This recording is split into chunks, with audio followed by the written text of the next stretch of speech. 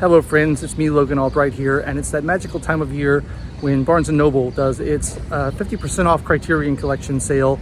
So I'm going to be going into this Barnes & Noble right behind me in Arlington, Virginia, and see what I can pick up. I'll show you what I get.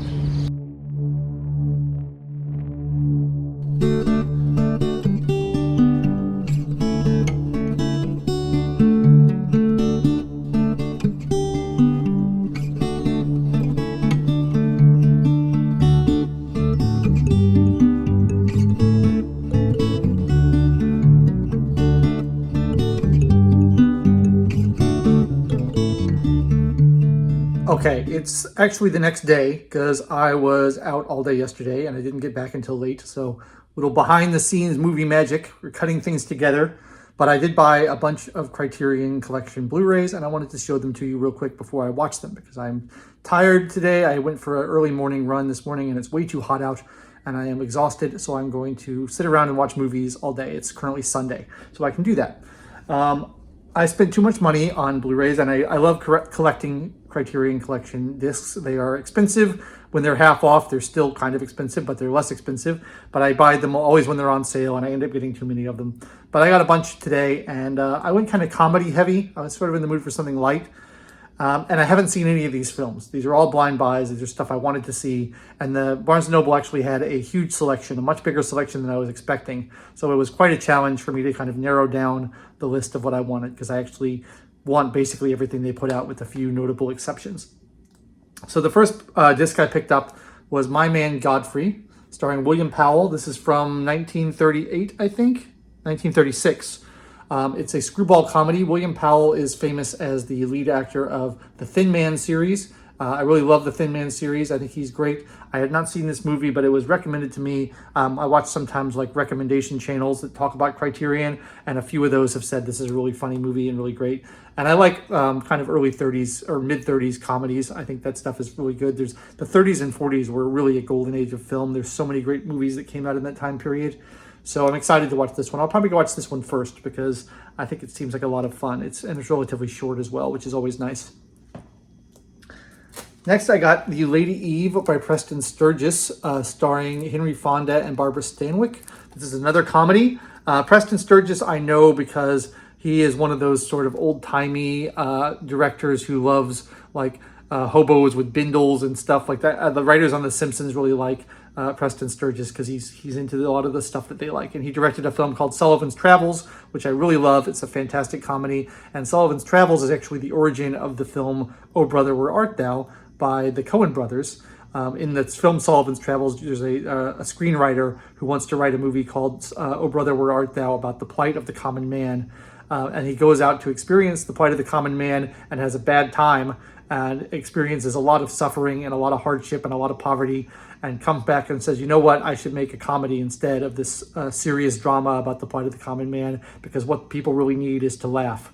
And so he writes Oh Brother, Where Art Thou about that. And that is like what the Coen brothers were trying to do with Oh Brother, Where Art Thou, was make that movie that he ended up making.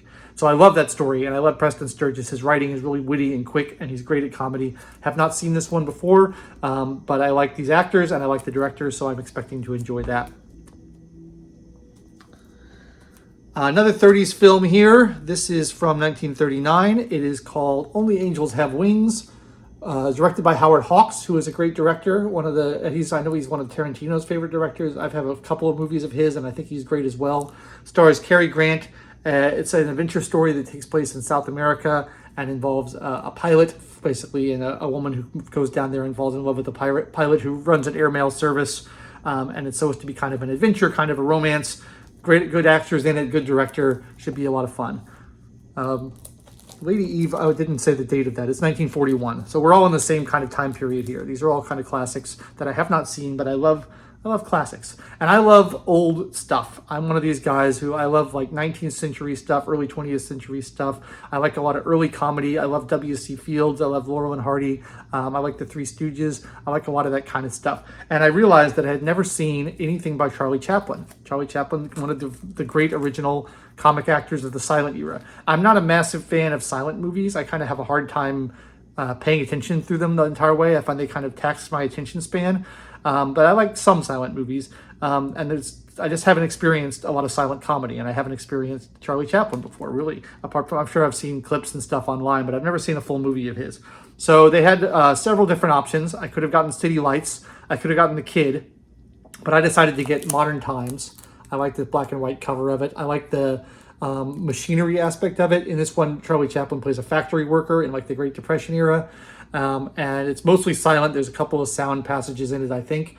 This is from 1936, which is interesting because like sound films were half a decade in by 1936. People had been making sound films for about 5 or 6 years. And so the fact that he's still making a silent film, or mostly silent film in this time period, is kind of strange. There aren't that many. But I like, a lot of gags involving like machinery and gears and conveyor belts and stuff. So I think this will be one that I'll really enjoy. And there's a love story in it too. So my first real exposure to Charlie Chaplin in a full-length form. And I think one of the special features is like a short that he did earlier. So I'll get a lot of good exposure there. And then, is that all of them already? Oh no, I have 2 more.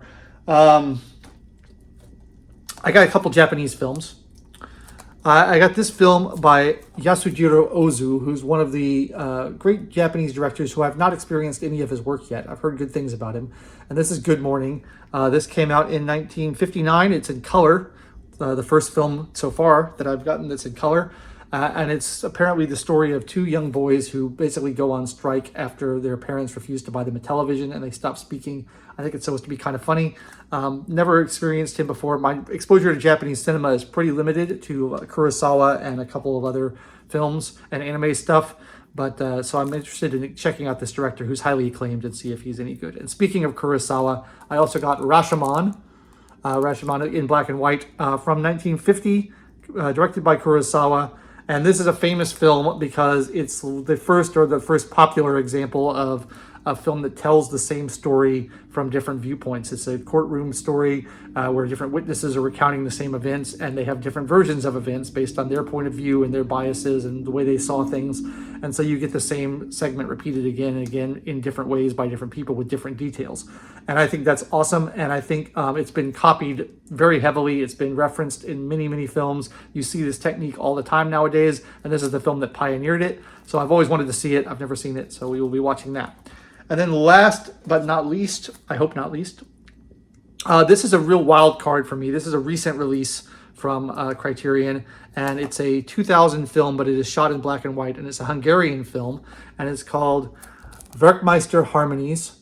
I really don't know much about this. In the back cover, it says something about a mysterious circus showing up to town and kind of disrupting the entire community.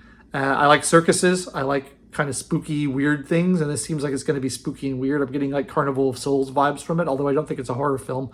I don't know. I just kind of took a chance on this because it sounded intriguing to me. It sounded really different, and I feel like so many films nowadays are not different. They're very similar to each other, and I like to see things that are different and interesting. And I'm also I have a mild fascination with the country of Hungary.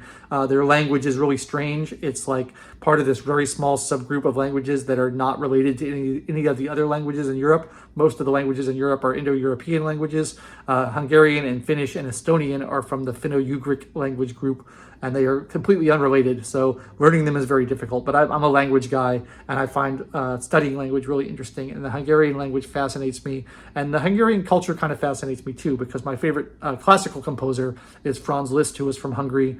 There's just a lot of stuff from that country. Of course, the kind of vampire culture is from there too, although Romania is now Transylvania is now in Romania, but the Hungarian Empire was sort of all of that. I don't know. There's something interesting about it.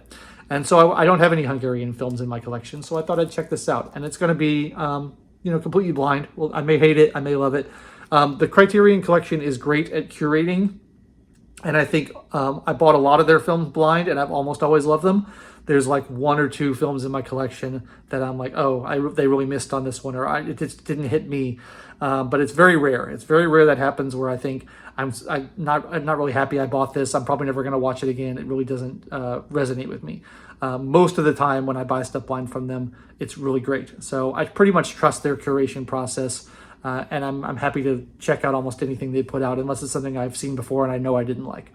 So that's all I have. I bought those 7 films. I'm going to be sitting around on Sunday today and watching a bunch of them, probably 2 of them, honestly. It's hard for me to watch more than 2 movies in a day. And I hope you enjoyed this, and I'll be back next week with another book review. But we're taking a little break to do some movies because it's July, and that's the sort of thing we do. I've been your host, Logan Albright. I hope you enjoyed this video. If you did, please like the video, subscribe to the channel, click the bell for notifications, and comment down below, and I'll catch you next time.